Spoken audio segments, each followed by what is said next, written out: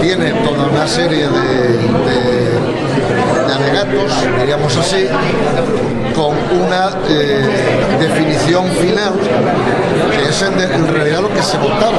Es decir, que en todos los pueblos del mundo, indistintamente del color que sea, se respeten los derechos humanos. Esto es lo que realmente se votaba. Hay más cosas que se dicen en el artículo que se presentaba, en esa declaración que yo mismo redacté, apoyándome en otra que alguna otra gente había hecho, añadiendo elementos, demostrando que se está haciendo un esfuerzo enorme dentro del ámbito de la Unión Europea y diríamos de la gente más retrógrada de esta ciudad, de situar como el elemento y el enemigo número uno a Cuba, a su gobierno especialmente, y ahí lo que pretendemos decir es que los derechos humanos en Colombia brillan por su ausencia. En Marruecos se está haciendo con el Sáhara lo que le apetece. En Colombia se acaba de encontrar una fosa común con más de 2.000 asesinados, campesinos, mujeres, chavales, etcétera, etcétera. Es decir, hay una situación en muchísimas partes del mundo que es infinitamente más grave que el tema cubano, pero seguramente como Cuba no está en el sistema, pues se lo pretende demonizar sistemáticamente. Dentro de esos alegatos, que es la parte que más os interesa, se dice que no se dice que España sea un país torturador, se dice que en algunos lugares se producen torturas, malos tratos y vejaciones, y eso no me lo invento yo, eso lo dice el informe de Amnistía Internacional a 31 de diciembre de 2008. Da datos concretos, personas que se entregaron, que se metieron en un avión, las metieron en un avión y las soltaron en el país respectivo para a continuación ser detenidas y encarceladas. Hay un caso en Siria, en concreto, y alguna más. Por tanto, también comento que no es casual que la Generalitat catalana, en el caso concreto de Barcelona, haya puesto una serie de elementos que vigilaran con toda claridad que no ocurría ningún tipo de maltrato, ni de vejación, ni de otra manera a ninguno de los detenidos.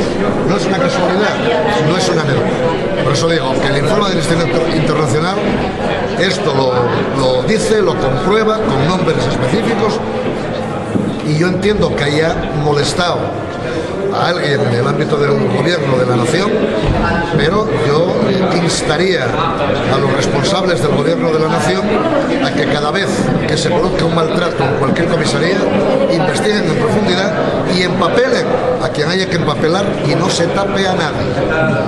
¿Y ha molestado a los miembros del gobierno de su ayuntamiento, a sus socios de gobierno?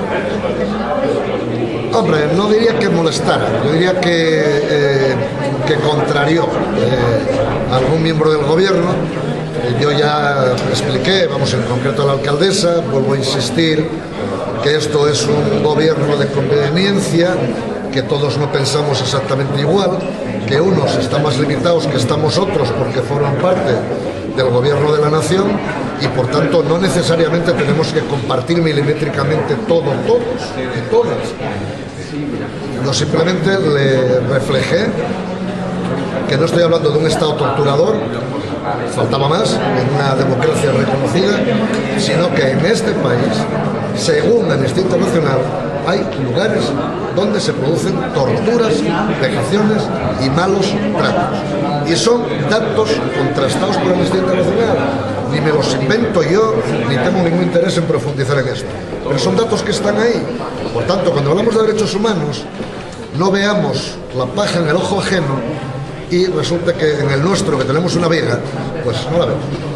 Seamos más objetivos todos y desde luego no hagamos la ola a toda una serie de gente que tiene obsesión con Cuba, a pesar de los viajes de Fraga, a pesar de los viajes de Aznar y su sonrisa con Fidel Castro, que se conmibulaba con él, o Gavino fumando puros en La Habana con Fidel Castro toda la noche. Es decir, no se puede ser tan cínicos un determinado tipo de gente y mucho menos ser tan hipócritas.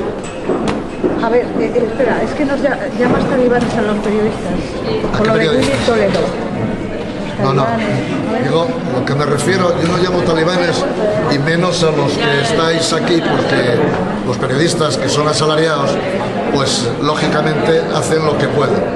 Me refiero a los grandes medios de comunicación, grandes medios económicos, que para conocer algún tipo de noticia que hay que acudir a internet, ir a periódicos digitales de segunda fila, porque en los medios tradicionales no es posible que uno se entere que Raúl Reyes, este hombre de las FARC que murió hace poco, pues hace muy pocos años estaba siendo abrazado por Zaplana en Valencia. Y esto no se sabe en un medio tradicional. Hay que acudir a internet, meterse en un periódico digital, meterse en otra serie de cuestiones. Yo lamento que eso que todos defendimos tanto, que es la libertad de expresión, en todos los ámbitos y en toda su amplitud, se haga de verdad. Y no hay la misma libertad de expresión en el caso concreto de Izquierda Unida que del Partido Socialista o del Partido Popular. Nada que ver unos con los otros.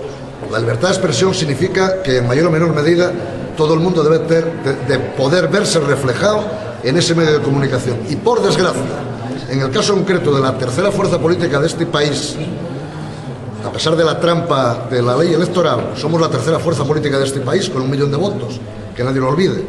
Pues la forma de poder aparecer en un medio de comunicación escrito o de otro nivel, con honrosísimas excepciones, ya no hablemos de televisión, y es absolutamente inexistente. Esto es una constatación de la realidad. Gracias. Ustedes.